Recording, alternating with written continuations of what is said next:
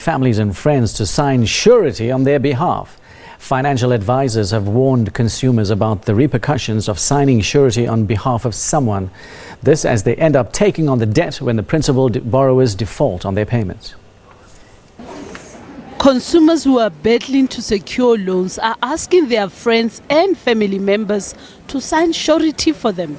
Signing surety for someone else's debt means that you will be held liable for their debt if they default on their repayments, and it is usually an indication that they simply cannot afford to repay the debt. You could end up being blacklisted and even have a judgment against your name if you cannot repay the debt.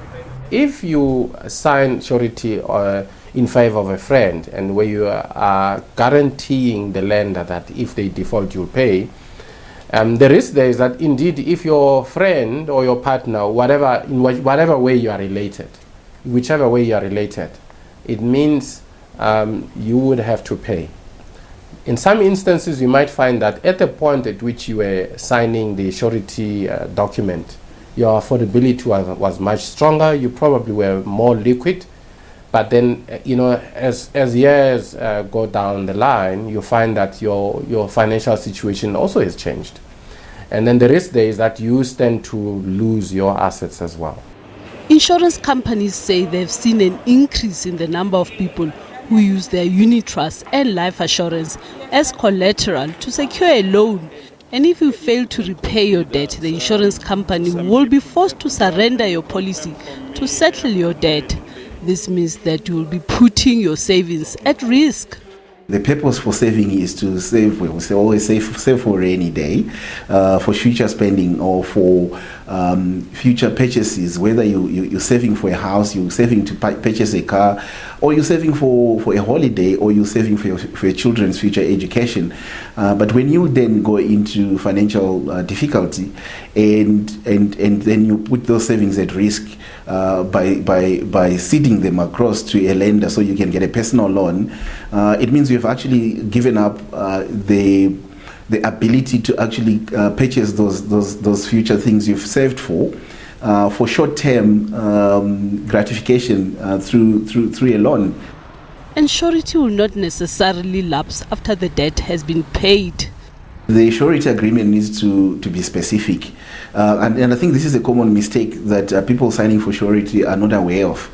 If it's left open-ended, in fact, even after the debt has been paid, the principal borrower could actually go and again acquire a second loan, and the surety will still be responsible for that second loan or even a third loan.